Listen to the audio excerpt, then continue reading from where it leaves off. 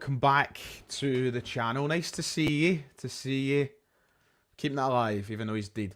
It's nice to be back on the channel today, not in video format, but in live stream format. The second live stream I've taken part in today. I helped out Ryan McGinley this morning over on the Celtic way, recapping last night. How are we all feeling? Are we over it yet? Are we disappointed still? What's the general consensus? I've settled in them. You know, I was never angry. I was never annoyed. I was just a little bit frustrated that, once again, I thought there was a game there that Celtic played much better than the results suggested. But listen, we'll cover all grounds. It's nice to see you all anyway. I have been fully brodged all day, Adam. Fully brodged. Big time brodged. The biggest of brodges. Absolutely. It's nice to be back. I enjoy doing these wee live streams because we get to change the format up a little bit. We get to talk together rather than just me talking to the camera. We get to use your comments, yada yada. You know the script by now. If you're watching in video format, then apologies you've missed out on the fun. But like and subscribe if you haven't already. We're trying our best to get towards 50,000 subscribers. We've still got a long way to go, but there's only one person that can make that quicker, and it's you. You. I'm talking to you, exactly.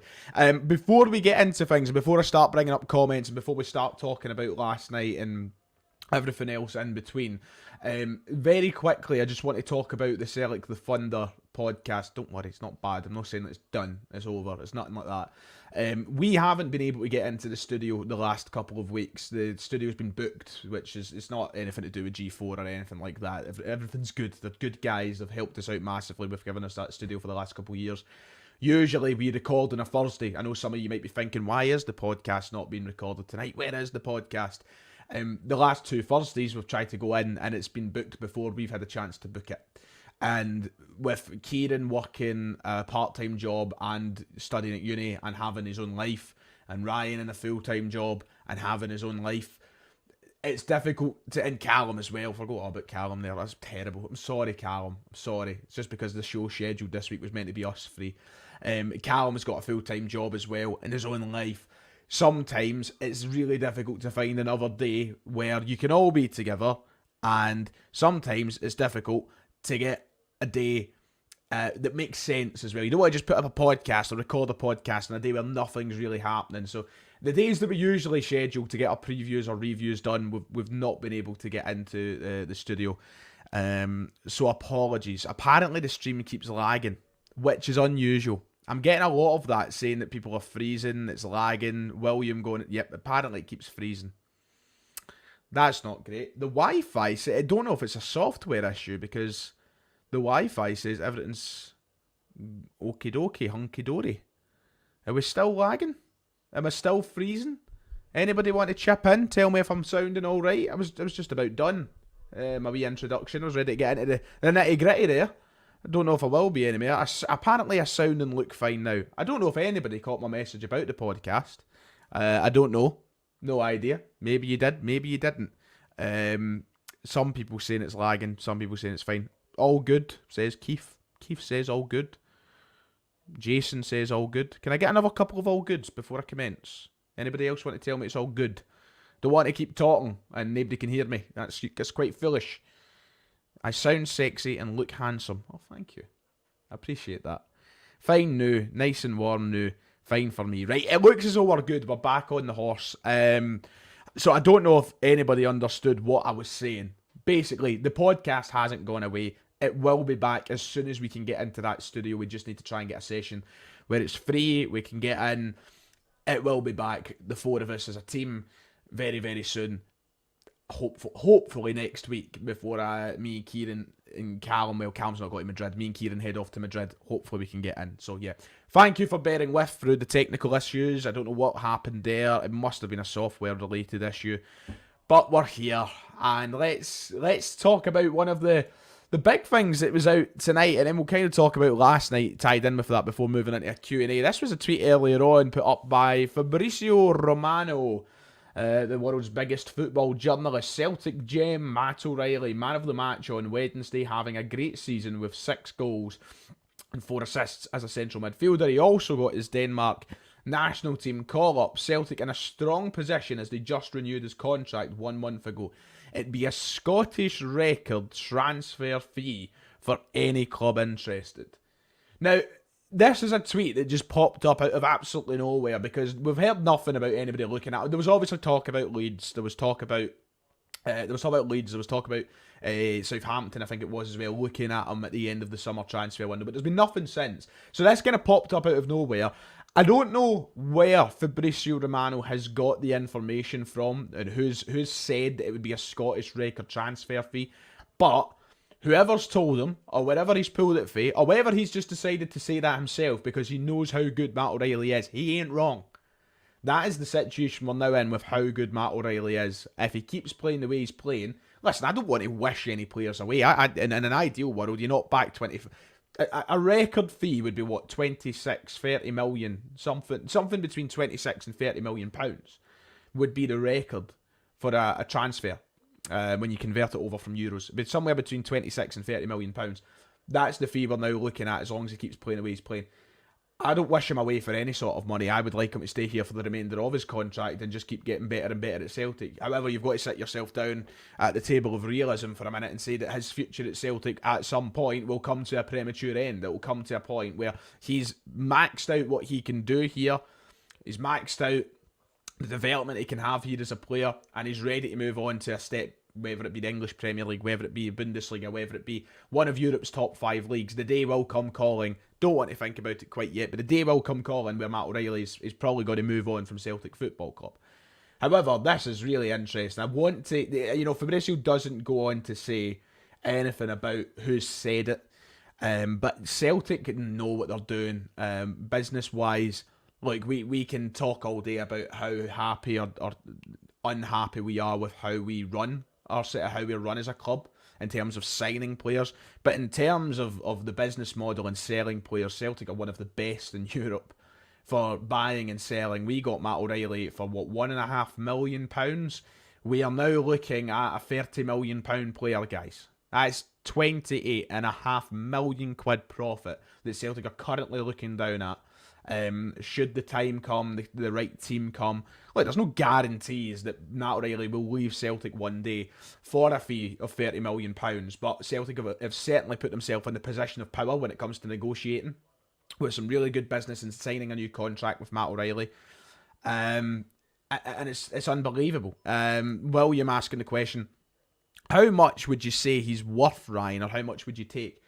I mean, it's such a hard thing to do is evaluate a football player when you're just, a fan on the side.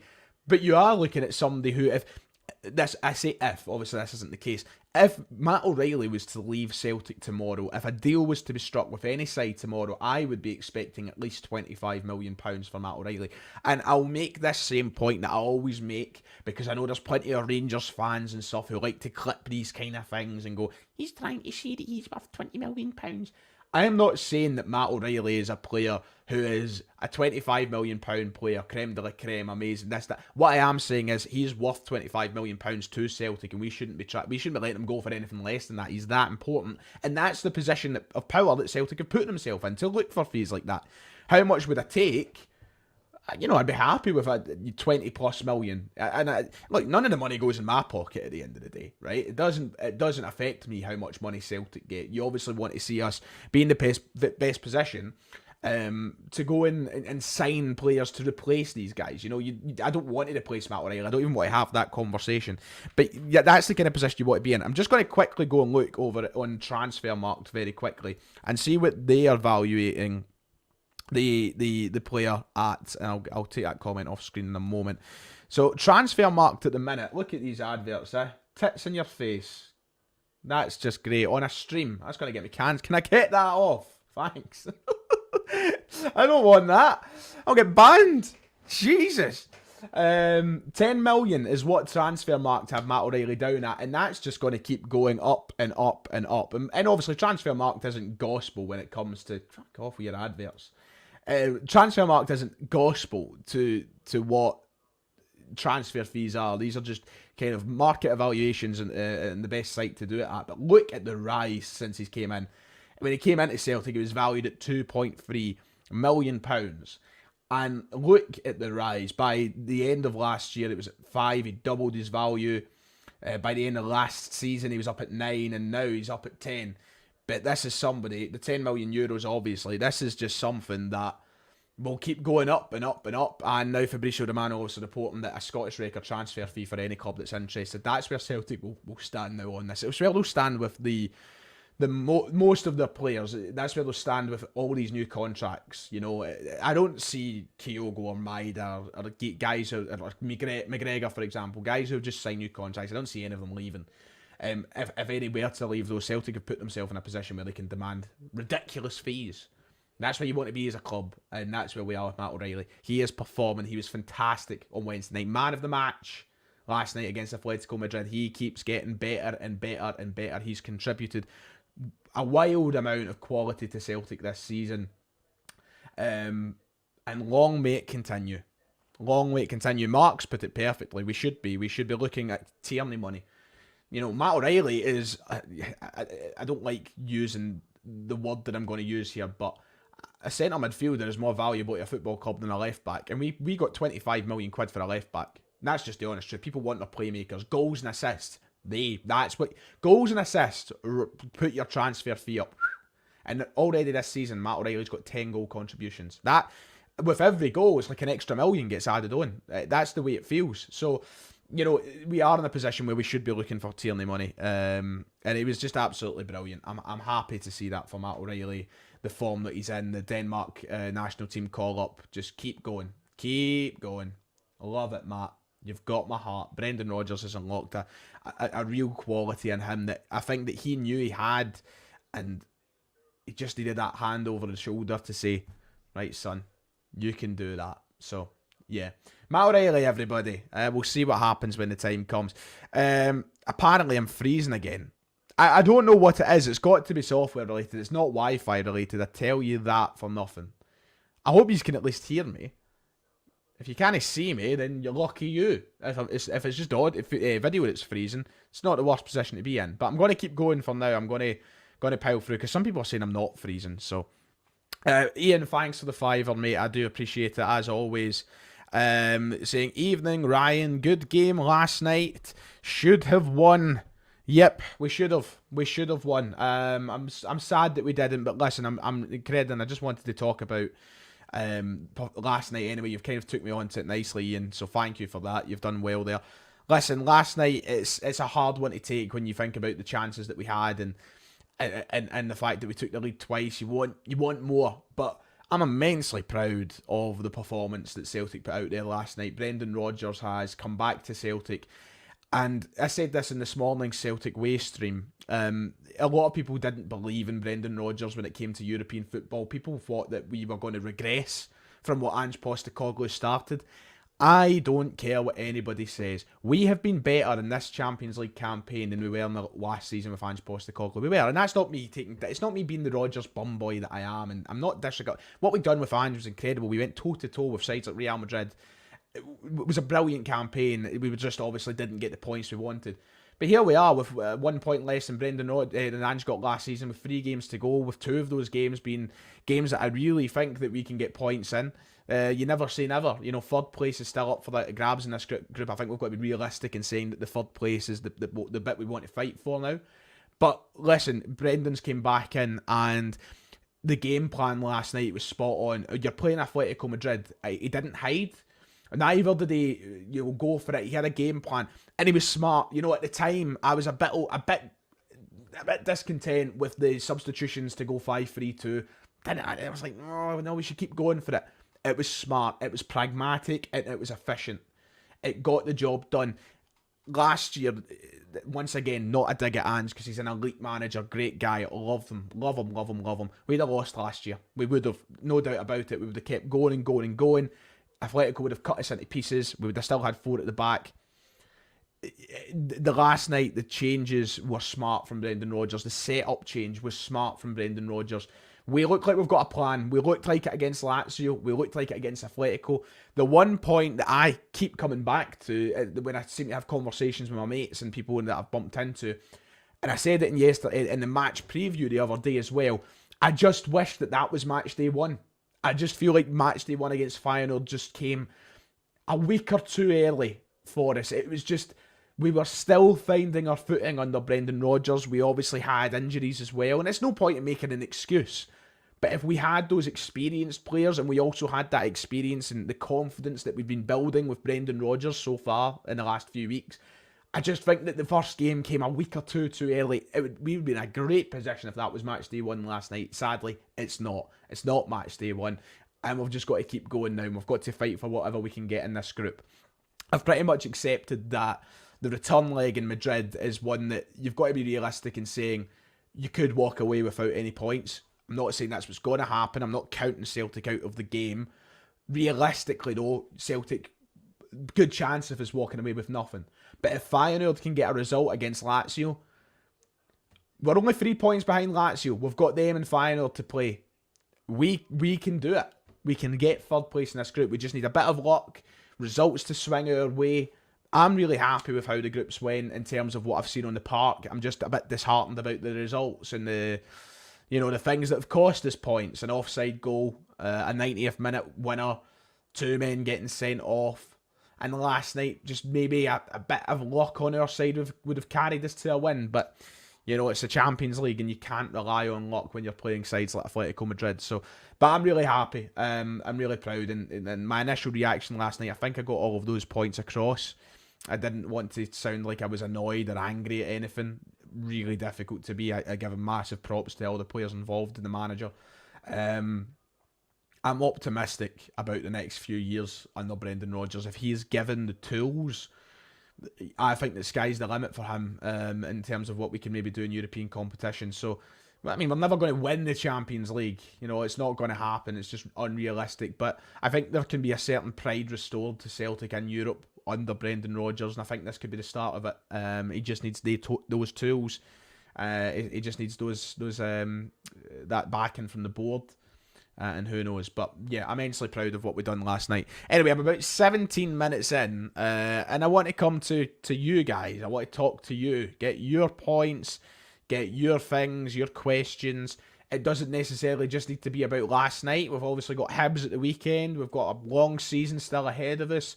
Let's talk. Let's just do a Q&A for the last, 10, 15 minutes of this stream and get all of you guys involved, because that's what these streams are for, aren't they? I'll start with Sean, who said, agree, Ryan. Brendan Rodgers isn't scared to change it up when he thinks we need it. Absolutely. And, I said it with the minute we appointed him.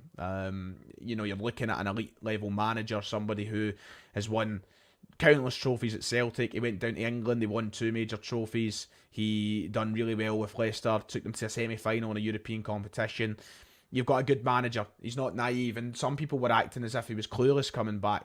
I'm glad he's proven those ones wrong, but we've got a long way to go. We've got a long, long way to go. We were nursing too many injuries back in September, especially Cameron Carter-Vickers. Yep, as I said, just if the luck was on our side a bit more, who knows where we'd be sitting. This is the thing, right? To bring up David's point, because I've got a point to combat that. He said we needed to go for it in the last 15 minutes against 10 men. Rodgers was too negative. He took off a defender and threw on an attacking player.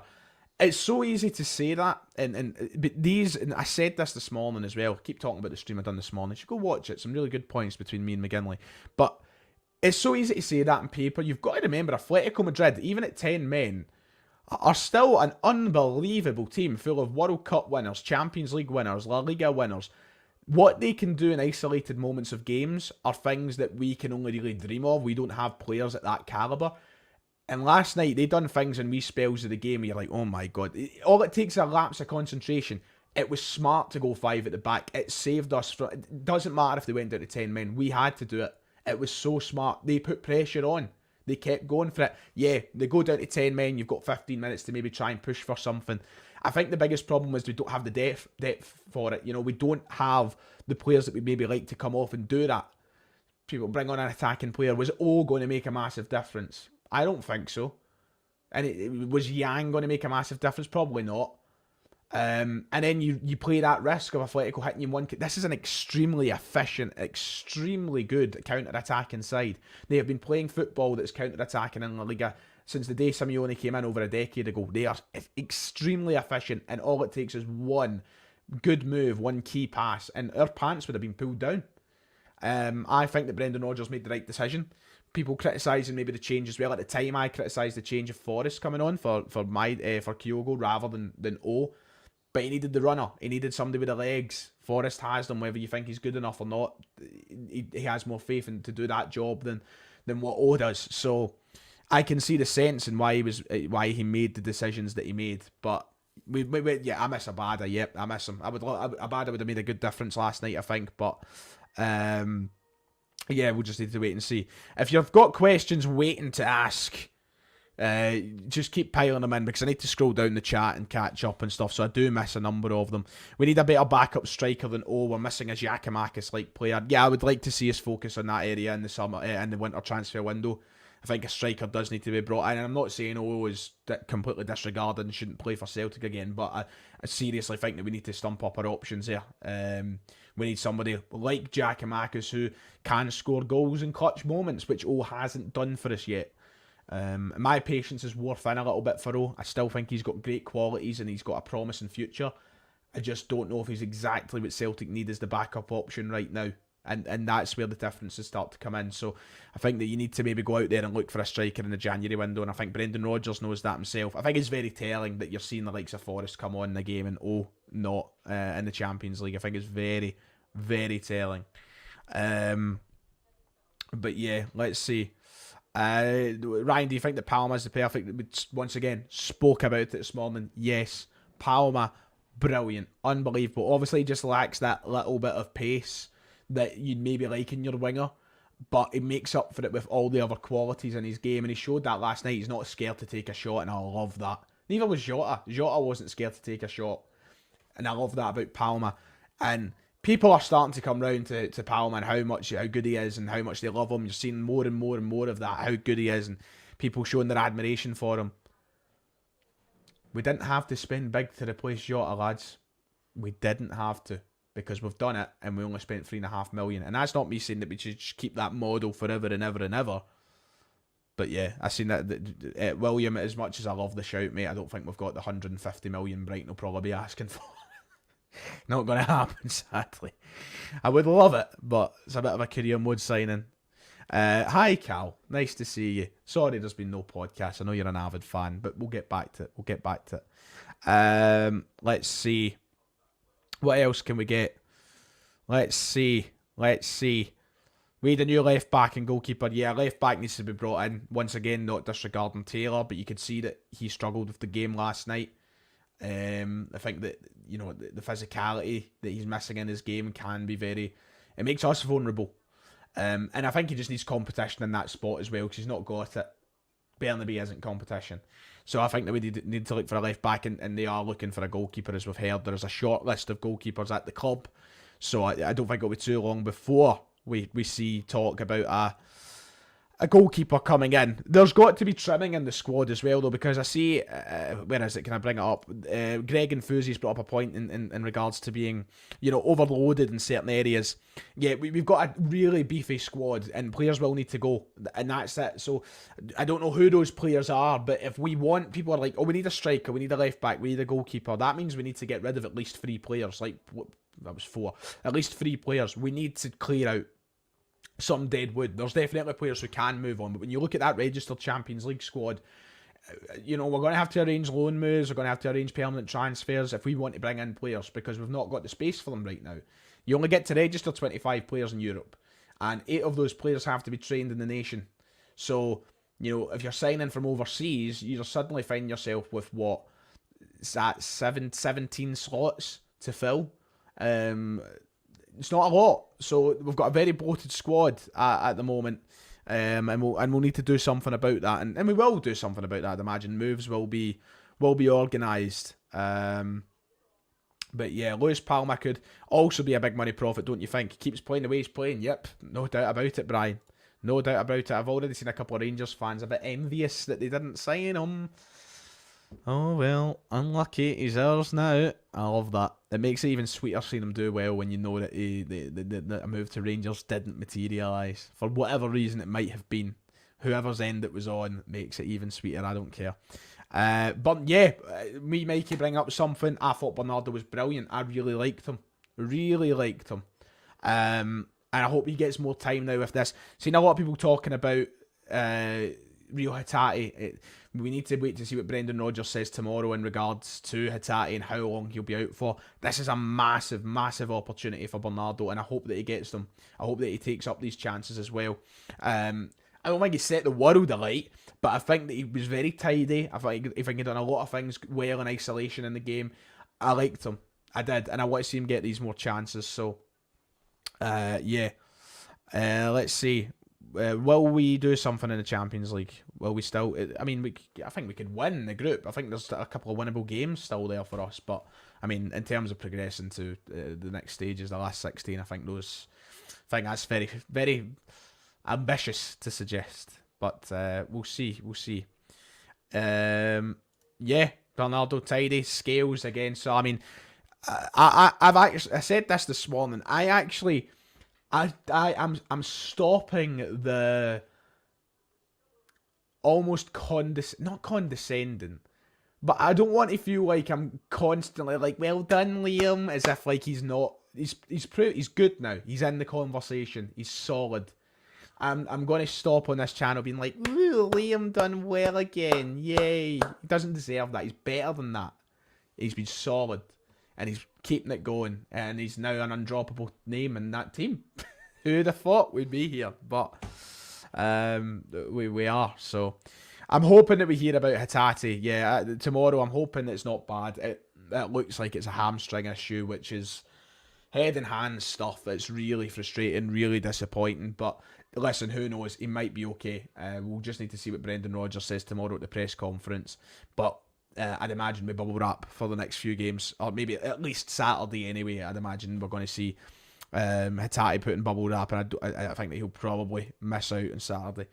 I'm hoping it's not long. He's just back, and he just found his form again as well. You know, came back, took him a couple of games to get back up to speed, and then he just found his form. Looked really good, looked like himself. Then bang, he started the game well as well yesterday. It's just their luck. It's just their luck. My man of the match was probably Scales. My man of the match. I think that defensively was so important. So important.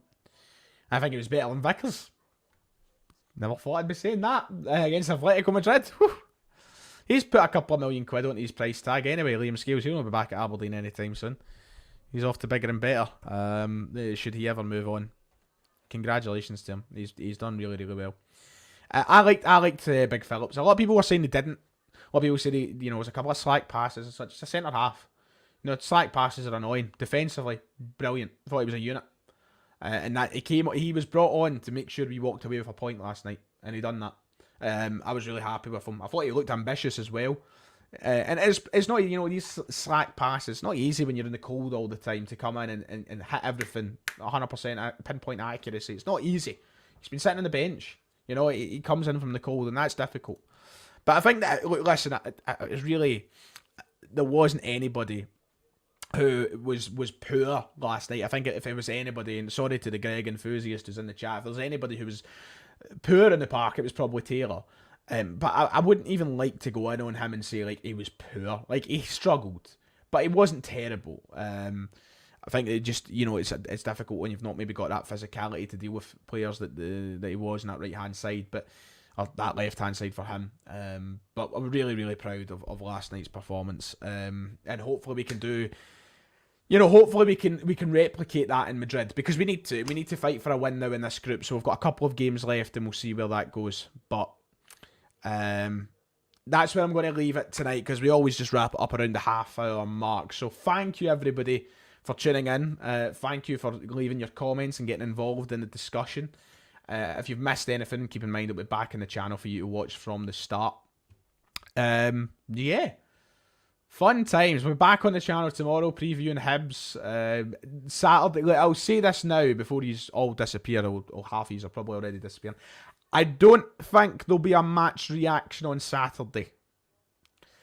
I don't think, because I've got a Halloween sub crawl. And I'm going as the one and only L.A. Knight. Yeah. Can't believe I've done that. I'm going as L.A. Knight. I'm going out for Halloween, going out for a sub crawl. We're meant to be starting out 4 or 5.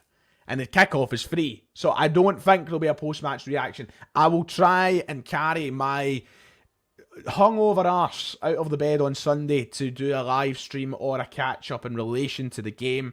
But we will be on the channel tomorrow. I will put up a career mode on Saturday, hopefully as well, to early on in the day. But aye, just bear with me. Don't worry, I'll be back. I'm not dead. I'll be here anyway. Right, like and subscribe, everybody. It's been a pleasure. I'll see you all next time.